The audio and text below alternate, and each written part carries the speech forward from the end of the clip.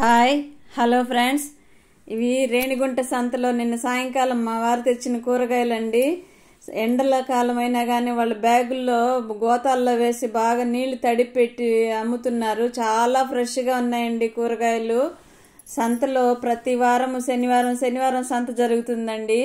ఆ సంతలో సాయంకాలం వెళ్ళామనుకోండి, కొంచెం తక్కువ రేటుకి తాజా కూరగాయలు కూడా తెచ్చుకోవచ్చు. ఒక్కొక్కసారి బాగా ఎండలకి ఎండిపోయి కూడా ఉంటాయి, అవి చూసి తీసుకొచ్చుకోవాలండి. ఈ వారం అయితే మంచి తాజా కూరగాయలు తెచ్చారండి మా వారు. అన్నీ తీసి ఫ్రిడ్జ్లో సర్ది పెట్టాను. ఇవి చూడండి, ఇది గంజి పౌడర్ అండి. ఈ కంపెనీ సుష్మి గంజి పౌడర్ వాడతానండి నేను చీరలకు కానీ కాటన్ బట్టలు ఏవైనా సరే ఇలా నీళ్ళు పెట్టేసి మరిగిన తర్వాత గంజి పౌడర్ కలిపేస్తాను. అది బాగా ఉడికిన తర్వాత ఆపేసి చల్లార్చి పెట్టి బాగా బట్టలకు పిండేసి బాగా లాగి ఆరేయాలండి. లేదంటే మడతలుగా ఉంటుంది కదా, అప్పుడు ఐరన్ బట్టల్లాగా వస్తాయండి. నీట్గా ఆరేసామంటే డైలీ వేర్కి అయితే ఐరన్ అవసరం లేదు. నేను ఇలా చేసుకుంటూ ఉంటాను. అయితే ఈరోజు ఉదయాన్నే దోశ వేస్తున్నానండి. కలిపిన పిండి అయిపోయింది, అందుకని ఇంక వేరే గిన్నెలోకి ప్లాస్టిక్ గిన్నెలోకి తీసుకొని కలుపుతూ ఉన్నాను. బాగా అంతా ఒకేసారి కలిపి పెట్టుకున్నాం అనుకోండి, పులిసిపోయినట్లు అయిపోతుంది కదా. కొద్దిగా తీసి కలిపి పెట్టుకుంటే తాజాగా ఫ్రెష్గా ఉంటుంది. నిన్నైతే వీడియో పెట్టలేదండి. మా ఎదురింట్లో ఒక అన్నయ్య చనిపోయినారంటే, హార్ట్ అటాక్ వచ్చి సడన్గా చనిపోయినారండి. చాలా బాధ వేసింది. ఆ బాధలో ఉండిపోయినాము. డ్రమ్స్ కొట్టడం, వాళ్ళు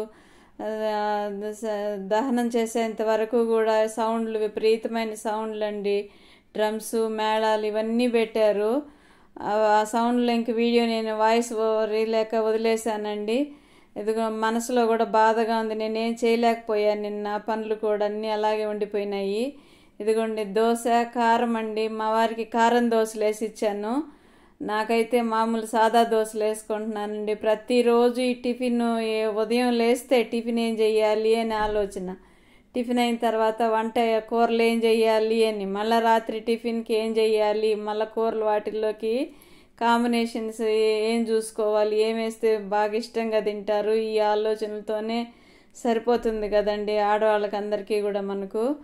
మా వారికి 3 వేసి ఇచ్చానండి. నాకైతే 2 సరిపోతాయి దోశలు, అందుకని ఇంకోటి వేస్తున్నాను. మరి మీరేం టిఫిన్ చేశారు తప్పకుండా నాకు కామెంట్లో తెలియచేస్తారని ఆశిస్తున్నానండి. ప్రతి ఒక్కరము కూడా ఎవరైనా సరే ఆ అన్నయ్య చనిపోయిన తర్వాత ఎంతోమంది బంధువులు వచ్చారండి. మన స్నేహాన్ని బట్టే కదా బంధువులు కూడా మన దగ్గరకు వస్తారు. మనకేదైనా జరిగినా కానీ, ఆ ఇంటికి ఏదైనా ప్రమాదం జరిగినా సరే అందరూ వచ్చి వెళ్తూ ఉంటారు కదండి. శుభకార్యమైన అశుభకార్యమైన వాళ్ళ బంధువుల్ని బట్టే వాళ్ళ బంధు ప్రీతి ఎంత ఉందని ఇది అర్థమైపోతుంది కదా. నేను చాలామంది వచ్చారండి. ఆ సౌండ్లతోనే సరిపోయింది. ఉంటానండి ఇంకా.